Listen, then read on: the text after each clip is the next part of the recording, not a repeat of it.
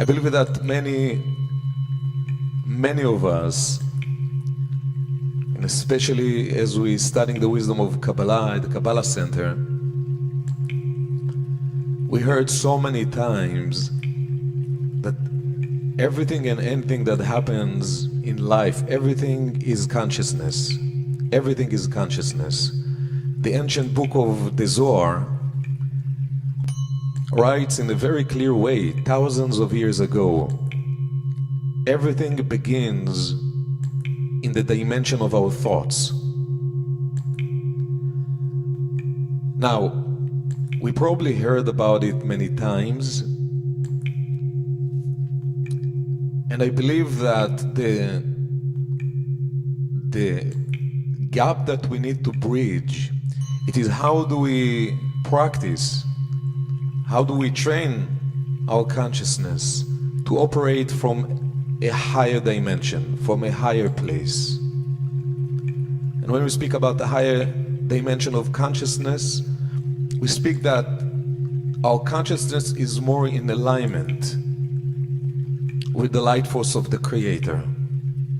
If the light force of the Creator is all about love, it's all about the desire to share goodness. We know how life goes.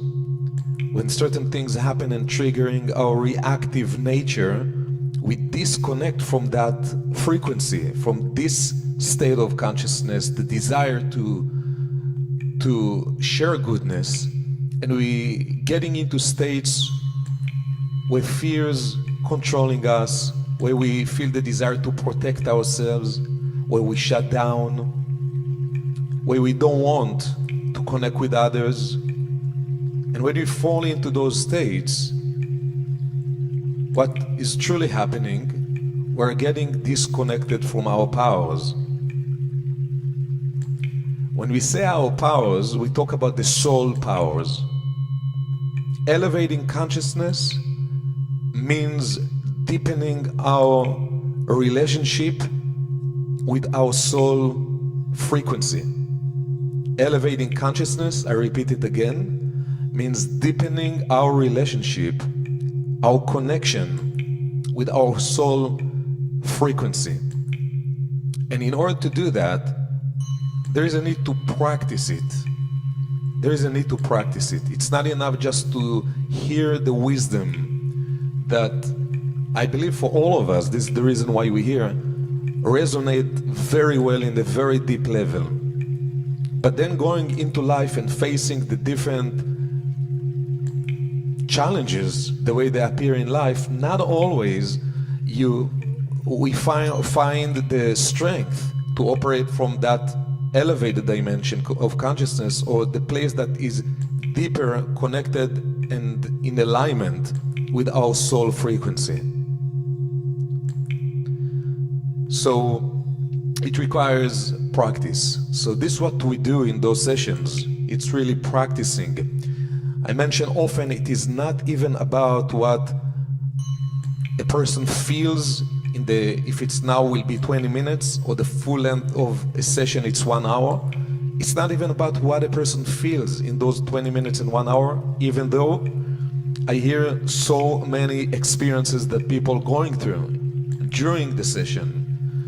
But I want to clarify, this is not about that. As powerful or deep experience you might have or not, it is about practicing an aspect inside of you that will help you when you're going to real life, to your relationships, to your career, to making choices, decisions, to anything that you deal with, to be able to enter into a level that your mind are capable to communicate in a deeper level with your soul. This is where the light of the Creator resides.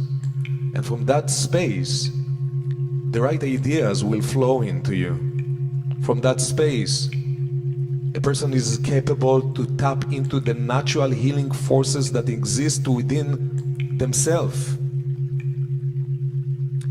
In that space, you are connected with the intuitive powers that exist in you.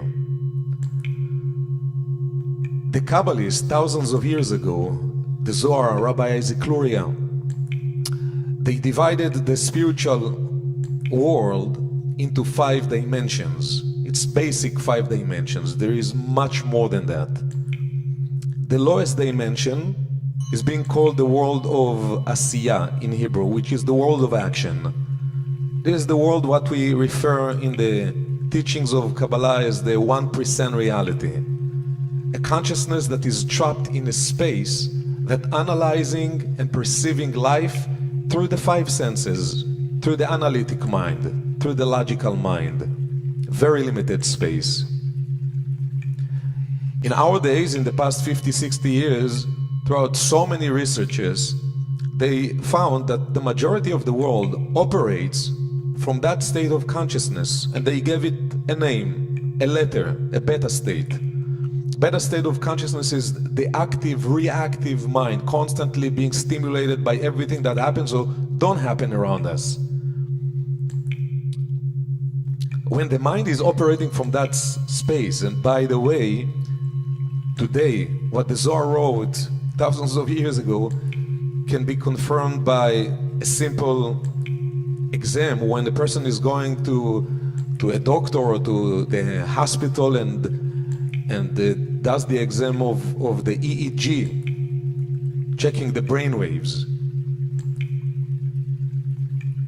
The majority of the world operates on brain waves that are going between 14 to 21 cycles per second.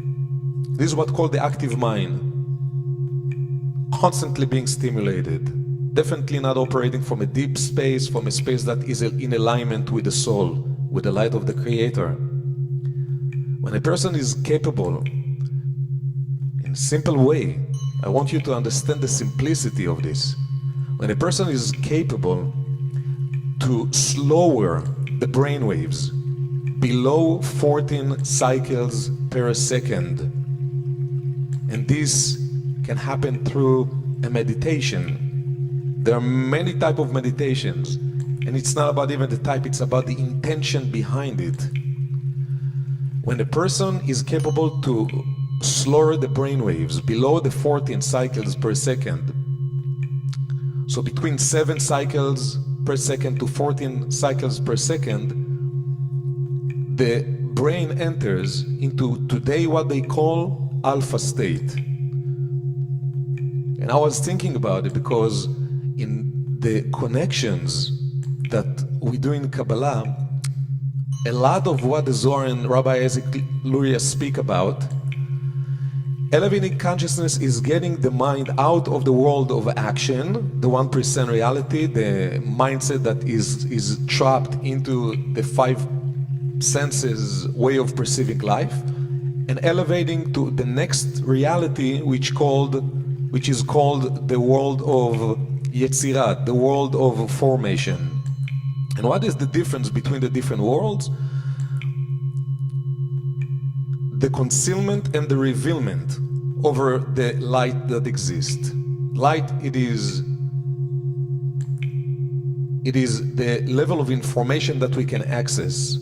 If I want to access more level of information, spiritual information, divine guidance, if I want to begin to operate life from a deeper state that is more in alignment with the true power of my soul, I will need to find a way to get out of what my teacher the Rav would call the playing field of Satan, the reality of the 1%, and to bring the consciousness up to the world of formation. Up, it means deeper.